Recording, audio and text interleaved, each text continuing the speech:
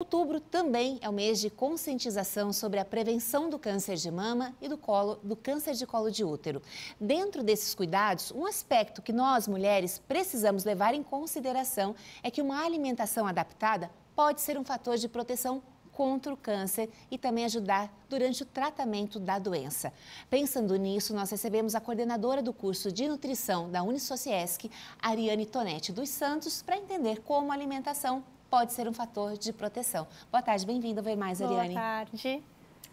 Eu agradeço a sua presença e gostaria de começar te perguntando, pela tua experiência acadêmica, até mesmo profissional, tu percebe que a alimentação ainda é colocada em segundo plano no tratamento, na prevenção das doenças, especialmente do câncer? Sim, a alimentação, como ela é algo que nós fazemos todos os dias, eu acho que é muito isso, assim, daquela rotina. Tudo que tu faz sempre, ela perde um pouco o sentido, né? E a alimentação, por ser diária, cotidiana, nós não damos muita bola, né? Nós entendemos que eu tenho que estar de barriga cheia, né? Agora, o que eu vou comer parece que já não tem tanta importância, né? Então, se eu comi um macarrão instantâneo, se eu comi uma comida de delivery, tá ok, né? Eu não tenho dado muita atenção àquilo que eu como, simplesmente ao fato de estar saciado. Ao mesmo tempo que são feitos muito alertas que alguns alimentos podem até causar câncer. Isso é verdade ou é mito até que ponto? Isso é verdade. Muitos estudos têm sido feitos recentemente, né, com relação aos alimentos que podem ser aí possíveis cancerígenos. E nós colocamos no topo da lista os alimentos ultraprocessados, né? E que, infelizmente, com essa mudança, né, do nosso perfil alimentar e nutricional, é a base da nossa alimentação hoje em dia, né? De muitas pessoas é a base da alimentação. Então, é aquele alimento, o que é ultraprocessado, Ari? É aquele suco de pacotinho, né? Então, vamos pensar assim, né? As pessoas ficam com dúvida. O que é ultraprocessado? É aquele que sofreu muitos processos de modificação.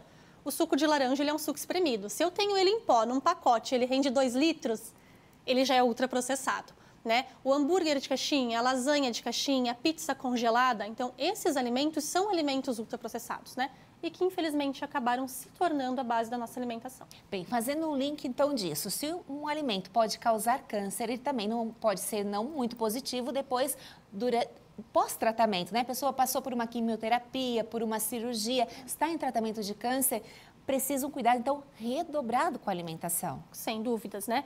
O tratamento do câncer, o câncer por si só, ele é muito agressivo, né? E o tratamento, ele é um tratamento também muito agressivo. Então, a pessoa, durante esse tratamento, faz lesão de boca, lesão de garganta, acaba não conseguindo se alimentar muito bem, tem muita náusea, muito vômito, então tem uma perda de peso excessiva nesse período.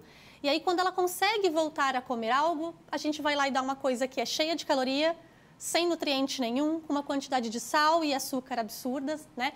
Então, a recuperação do câncer, né, o pós o tratamento, durante também, a ideia é que a alimentação seja o mais saudável possível, para que a gente consiga reconstruir essa massa, né, que foi perdida, para que a gente consiga voltar. Uma pessoa, às vezes, fica fazendo quimioterapia hospitalizada, muito tempo deitada, então ela tem que voltar a andar com uma certa qualidade, só que se eu estou sem músculo, como eu faço isso, né? Então, uma boa fonte de proteína, uma boa fonte de carboidrato que vai ajudar nessa reconstrução do corpo, né? E ao corpo entender esse novo processo, né? Que ele foi submetido nesse momento. Então, a gente tem que... É um período, sim, de muita importância. É importante que você que está nos acompanhando, você que de repente está passando por isso, ou acompanhando, né, algum familiar, alguém por perto, por quê? Imagine, né, que se o câncer já mexe com a questão física, emocional também, a questão da alimentação é muito emocional, né? Quando a gente está muito triste, a gente quer comer um docinho, às vezes está muito feliz. Então, é nesse momento que tem que estar atento, porque às vezes você acha que está agradando, acha que, né, poxa, a pessoa está passando por todo esse processo, deixa ela comer o que ela gosta. Infelizmente, não dá para reforçar isso, né? Isso. O processo de adoecimento, na verdade, ele é um processo muito cauteloso. Eu acho muito legal isso que tu trouxe. Existe não afeta só o corpo, né? Ele afeta a mente de forma muito importante. E aí, com essa questão do querer agradar, do querer ajudar, cada um tem um palpite, cada um tem um jeito de fazer, né? E a pessoa que está ali naquela situação, ela fica muito refém disso, porque ela tem a impressão, tu não melhorou porque tu não fez o que eu te falei. Né? E não é dessa maneira. Então, para cada paciente tem uma indicação, dependendo, né, do tempo de tratamento, do estadiamento desse câncer. Existe também a afetividade, né? Eu só queria comer uma sopa da minha mãe hoje, só isso. Não consigo, mesmo que seja para passar mal depois. Né? Então, as pessoas têm muito esse relato durante o tratamento do câncer. Eu sei que vou passar mal, mas eu preciso da sopinha da mãe, né? E às vezes vem aqui, não come porque tu vai vomitar, porque... Então, assim, tudo isso tem que ser muito trabalhado com muito cuidado, né? Alinhado com o profissional de cuidado desse paciente. Então, a família vai querer cuidar, mas alinha primeiro com o profissional, né? Olha, ele pode comer isso. Como que eu faço? Minha mãe precisa comer tal coisa, mas eu não sei se devo dar, né? Então, alinha com o profissional de saúde para evitar realmente, eu acho que é mais uma carga, né? A pessoa já tem a carga da doença, do tratamento, e aí tem mais essa carga de tentar entender e agradar todo mundo com relação à alimentação. Ariane, até pouco tempo atrás, se achava que o nutricionista era algo assim um pouco distante, né? Um profissional assim, último a ser buscado até por uma questão financeira. Mas hoje há uma própria indicação, uma recomendação dentro do próprio hospital. Exatamente. Então, graças a Deus, né, nos últimos 10 anos, as equipes multidisciplinares, elas vêm ganhando uma força muito grande, né? Então, são as equipes que trabalham com outras terapias que não a terapia medicamentosa ou a terapia médica, né? E que são parte do processo de recuperação, né? Então, essas equipes, elas trabalham em parceria com a equipe médica, né? E elas são de acesso garantido, muitas vezes, pelo Sistema Único de Saúde a esses pacientes, né? E os planos de saúde também têm trazido cada vez mais o nutricionista para perto do paciente, né? Porque é um profissional que está incluído no pré-tratamento, então, às vezes, a pessoa foi diagnosticada, o que eu faço agora? Eu mudo minha alimentação? O nutricionista está ali para te ajudar, porque tem várias coisas que a gente pode fazer antes para amenizar sinais e sintomas durante o tratamento. Durante o tratamento e no pós, como tu bem colocou, né? Para a recuperação após o tratamento do câncer. E já que a gente está falando de câncer de mama, câncer do colo de útero, você falou sobre os alimentos que são proibidos.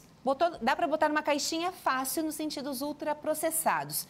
Mas aqueles que são os mais recomendados, os mais indicados, pensando nessa prevenção? São muitos, né? O que facilita muito. Então, na verdade, a alimentação ela é muito simples e é, de novo, aquele básico, né? Que nós sempre falamos, uma alimentação muito colorida, né? E por que colorido? A Nutri fala tanto que tem que ser colorido, mas por quê? Cada cor que tem num alimento, ela traz consigo eu vou usar a palavra nutriente, tá? Que ele é um antioxidante. Então, durante o processo do câncer, existem algumas mudanças nas células e esses alimentos, elas conseguem prevenir essas mudanças, ajudar nessas mudanças, tá? E ele tem a ver com a cor do alimento. Então, é o tomate, é uma laranja, é um brócolis. Então, cada alimento, cada cor daquela tem o seu nutriente, o seu antioxidante próprio para auxiliar nesse processo. Perfeito. Então, aquela dica, né? Porque assim, até que você não incorpora isso na sua rotina, parece um pouco difícil, um pouco chato. Mas descascar mais, né? Pensar que tudo aquilo que eu preciso descascar, que eu preciso cortar, então é mais saudável. E claro, é uma questão de rotina. Que outra dica você daria, então, pensando na prevenção? Eu acho que é um combo, né, de saúde mesmo. Existe uma certa dificuldade, parece muito fácil aqui, né, só dar uma dica, mas seria alimentação saudável, e aí, de novo, né, aquilo que tu colocou.